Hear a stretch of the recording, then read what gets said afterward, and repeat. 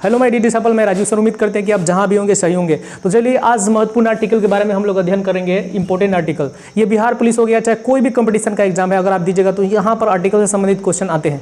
तो सबसे पहले हम आर्टिकल देखेंगे, 1 में क्या है, 2 में क्या है, 3 में क्या है। तो चलिए आर्टिकल नंबर 1 में क्या है। आर्टिकल नंबर 1 में भारत राज्यों का संघ है, मतलब भारत के 28 राज्य और 8 केंद्र शासित प्रदेश के बारे में इसमें जिक्र है।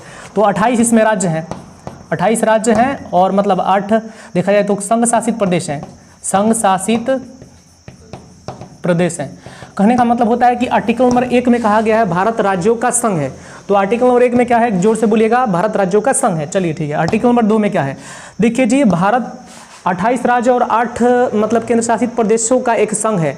अगर इस संघ में बाहर से किसी क्षेत्र को शामिल किया जाता है तो उस आर्टिकल नंबर 2 के तहत मतलब प्रावधान है। ठीक है, जैसे 1975 में सिक्किम को भारतीय संघ में शामिल किया गया था। कब शामिल किया गया था? 1975 में सिक्किम को भारतीय संघ में शामिल किया गया था। तो कोई भी क्षेत्र हो गया, जैसे भारत और बांग्लादेश के बीच में भी कोई मतलब सीमा विवाद था, अभी नरेंद्र मोदी ने क्या किया था, कुछ क्षेत्र को अपने राज्य में ले लिया, अपने देश में ले लिया, कुछ क्षेत्र को मतलब बांग्लादेश को दे दिया। तो आर्टिकल नंबर 2 के तहत ही ऐसा होता है कि अगर किसी भी क्षेत्र, कोई भी क्षेत्र जो भारतीय संघ से बाहर है तो भारतीय संघ में आप क्या कर सकते हैं, ले सकते हैं, लेने का प्रावधान है। तो ये बात याद रखिएगा आर्टिकल नंबर 2 के तहत। आर्टिकल नंबर 3 के तहत, आर्टिकल नंबर 3 में 3 तरह के बात को कहा गया है। किसी भी राज्य के सीमा में परिवर्तन कर सकते हैं, सीमा में परिवर्तन कर सकते हैं, किसी भी राज्य के सीमा में परिवर्तन कर सकते हैं संसद में कानून बनाकर। ठीक है। दूसरी बात है कि किसी भी राज्य के नाम में परिवर्तन कर सकते हैं, नाम में परिवर्तन कर सकते हैं, किसी भी राज्य के नाम में परिवर्तन कर सकते हैं। और तीसरी सबसे इंपॉर्टेंट बात है, नए राज्यों का निर्माण कर सकते हैं। देखिए पहले राज्यों की संख्या कुछ 7 या 8 थी, फिर अभी वर्तमान में राज्यों की संख्या 28 हो चुकी है। तो राज्यों की संख्या जब बढ़ती है, महाजनपद काल में राज्यों की संख्या कितनी थी, 16 महाजनपद थे। ठीक है। तो धीरे धीरे बढ़ते बढ़ते मतलब राज्यों की संख्या 28 प्लस में 8 कितना हो चुका है, 36 हो चुका है। तो नए राज्य अगर निर्माण करना हो तो आर्टिकल नंबर 3 के तहत मतलब उसको किया जाता है। तो अगर नए राज्य को बनाना हो तो क्वेश्चन बहुत ज्यादा पूछा जाता है कि नए राज्यों को बनाना हो तो किस आर्टिकल के तहत, किस आर्टिकल में परिवर्तन करना होगा। तो आर्टिकल नंबर 3 में तो परिवर्तन होगा ही होगा। ठीक है, आर्टिकल नंबर 3 में परिवर्तन होगा। 2 में भी परिवर्तन कर सकते हैं, क्योंकि बाहर से किसी क्षेत्र को शामिल करेंगे तब 2 में परिवर्तन होगा। नए राज्यों को बनाएंगे, राज्यों के नाम में परिवर्तन करेंगे, सीमा परिवर्तन करेंगे, तो आर्टिकल नंबर 3 में क्या होगा, बदलाव करना पड़ेगा। उम्मीद करते हैं कि ये बात आपको समझ में आए। तो चलिए अब आगे बढ़ते हैं वाले हैं मौलिक अधिकारों के बारे में। तो मौलिक अधिकारों की संख्या पहले कितनी थी? प्रारंभ में मौलिक अधिकारों की संख्या 7 थी, लेकिन संपत्ति के अधिकार को हटा दिया गया है, कानूनी अधिकार बना दिया गया। उसके बाद मौलिक अधिकारों की संख्या 6 हो गई है। तो चलिए मौलिक अधिकारों को हम देखते हैं कि मौलिक अधिकार 6 मौलिक अधिकार कौन कौन से हैं। देखिए जी, पहला मौलिक अधिकार 14 से 18 में डिस्कस किया गया है, दूसरा 19 से 22 में डिस्कस किया गया, फिर 23 से 24 में है, फिर 25 से 28 में है, और 29 से 30 में है। छठा मौलिक अधिकार कितना है, 32 में है। तो कौन किस में है, ध्यान से देखिएगा। फिर इसका मैं A to Z मतलब बारे में बताऊंगा 14 से 18 के बीच में क्या है। पहले मैं याद करवाता हूं कि इसका मतलब क्या है, किस आर्टिकल में क्या मतलब लिखा गया है, किसकी बात की गई है। ठीक है, ध्यान से देखिए। आर्टिकल नंबर 14 से 18 में देखिए पहला मौलिक अधिकार हमारा क्या है, समानता का अधिकार, समानता का अधिकार। तो बोल सकते हैं कि समानता का अधिकार किसमें है, 14 से 18 के बीच में समानता का अधिकार है। अनुच्छेद 19 से 22 में क्या है, स्वतंत्रता का अधिकार, स्वतंत्रता का अधिकार।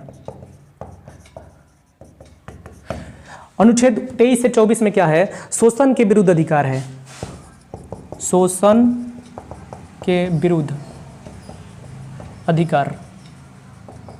तो उम्मीद करते हैं कि आपको ये समझ में आया होगा। तो चलिए फिर से एक बार रिवीजन कर देते हैं। 14 से 18 में क्या है, समानता का अधिकार है। अनुच्छेद 19 से 22 में क्या है, स्वतंत्रता का अधिकार है। अनुच्छेद 23 से 24 में क्या है, शोषण के विरुद्ध अधिकार है।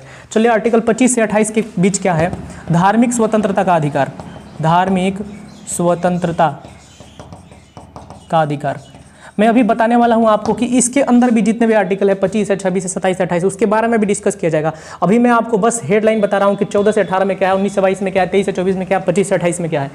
तो अनुच्छेद 19 से 30 में क्या है, देखिए जी, ये शिक्षा और संस्कृति का अधिकार है, शिक्षा और संस्कृति, संस्कृति का अधिकार।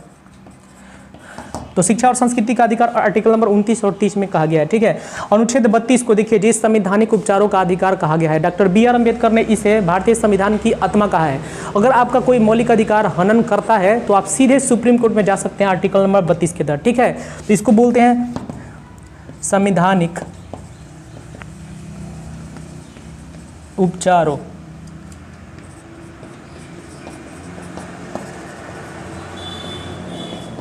संवैधानिक उपचारों का अधिकार। तो उम्मीद करते हैं कि आपको ये 6 मौलिक अधिकार अच्छी तरह से समझ में आया होगा। चलिए फिर से एक बार रिवीजन कर देते हैं, रुक जाइए।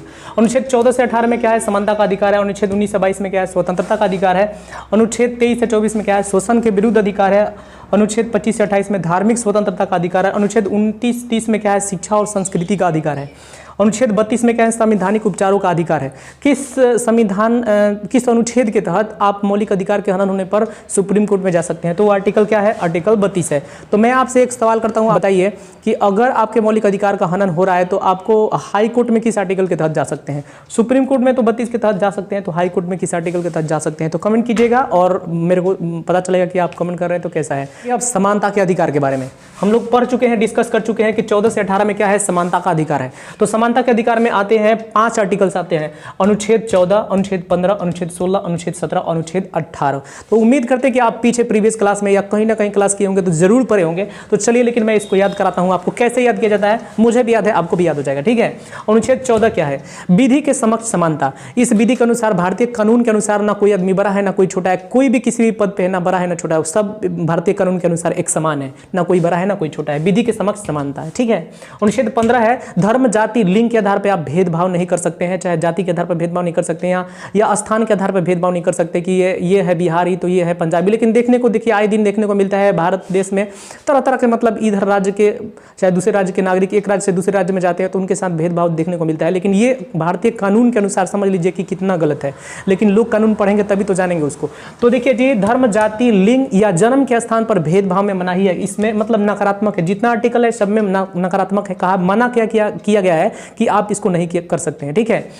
अनुच्छेद 16 में क्या है? अनुच्छेद 16 में है समान लोक नियोजन। सबको बराबर लोक नियोजन माने सरकारी सर्विस में मतलब बराबर नौकरी दिया जाएगा। लेकिन आरक्षण के आधार पर किसी को कम किसी को बेसी मतलब दिया जाता है। आरक्षण के आधार पर कुछ जातियों को आरक्षण दिया जाता है जिससे उनको मतलब स्थिति उनकी सुधर पाए, ठीक है। तो ये मतलब विषय है, सरकार का विषय है, तो अब इस पे डिस्कस नहीं करेंगे, आगे बढ़ते हैं, ठीक है। अनुच्छेद 17 है अस्पृश्यता का अंत। मतलब इसमें छुआछूत का अंत किया गया है, क्योंकि हम जानते हैं कि हमारे भारत देश में पहले प्राचीन काल में से अभी तक भी देखा जाता है, कहीं ना कहीं देखा जाता है। अभी यूपी में एक वीडियो वायरल हुआ था कि एक आदमी ने किसी आदमी के शरीर पर पेशाब कर दिया था। वो मतलब थोड़ा सा किस जाति का था, मतलब तो अनुच्छेद 17 की तरह छुआछूत या अस्पृश्यता का अंत किया गया है। इस तरह के काम को अगर कोई करता है तो बिल्कुल वो गलत माना जाएगा और उसे दंडित किया जाएगा भारतीय कानून संहिता के अनुसार। अनुच्छेद 18 में क्या है? अनुच्छेद 18 में उपाधियों का अंत कर दिया गया है कि कोई भी व्यक्ति उपाधि बाहर से ग्रहण नहीं कर सकता है। लेकिन आप लोग देखे होंगे कि प्रधानमंत्री कहीं जाते हैं तो उनको कैसरे हिंद या किसी चीज़ की उपाधि दिया जाता है, विभिन्न देशों की उपाधि दिया जाता है। तो जी विभिन्न देशों की उपाधि लिया जा सकता है, लेकिन उसके लिए राष्ट्रपति से अनुमति लेना पड़ेगा, ठीक है। तो उम्मीद करते हैं कि ये आप लोग को अच्छी तरह समझ में आएगा। फिर से एक बार मैं रिवीजन कर देता हूँ, ध्यान से समझिएगा। अनुच्छेद 14 में क्या है? विधि के समक्ष समानता। अनुच्छेद 15 में क्या है? धर्म, जाति, लिंग या जगह के स्थान पर, जगह के जन्म के स्थान पर विभिन्न राज्यों में विभिन्न लोग मतलब जन्म लेते हैं, उनके आधार पर उनके साथ भेदभाव नहीं किया जा सकता है कि ये पूर्वोत्तर का, ये बिहारी है और ये पंजाबी है, ये बंगाली है, नहीं कर सकते हैं। अनुच्छेद 16 के तहत समान लोक नियोजन है। सभी लोगों को समान रूप से भागीदारी है। और आरक्षण का एक विशेष प्रावधान किया गया है कि किसी आदमी को छूट दिया गया है, किसी आदमी को तनी कम छूट दिया गया है। वो मतलब क्या है कि जो काफ़ी पिछड़े हैं उनको आगे बढ़ाने के लिए ऐसा किया गया है, ठीक है, बराबर की मतलब दर्जा देने के लिए। अनुच्छेद 17 में क्या है? अस्पृश्यता का अंत है, छुआछूत का अंत है। इसमें छुआछूत मतलब अपराध माना गया है कि छुआछूत अगर कोई करेगा, किसी आधार पर छुआछूत करेगा तो वो मतलब गैर कानूनी है। अनुच्छेद 18 में क्या है? अनुच्छेद 18 में है उपाधियों का अंत। इसमें उपाधियों का अंत किया जा सकता है, लेकिन अगर बाहर से आप उपाधि लेना चाहते हैं तो राष्ट्रपति की अनुमति से आप उपाधि ले सकते हैं। तो देखिए जी, मौलिक अधिकार मतलब कितनी थी? मौलिक संख्या 5 थी, लेकिन अभी वर्तमान में मौलिक अधिकारों की संख्या कितनी हो गई है? 6 हो गई है। तो याद रखिएगा, संपत्ति का अधिकार, संपत्ति का अधिकार, संपत्ति का जो अधिकार है ये मौलिक अधिकार मतलब पहले 7वां मौलिक है, इसको हटा दिया है, इसको 300 के क में रख दिया गया है। तो ये मौलिक अधिकार नहीं है, ये कानूनी अधिकार हो गया है।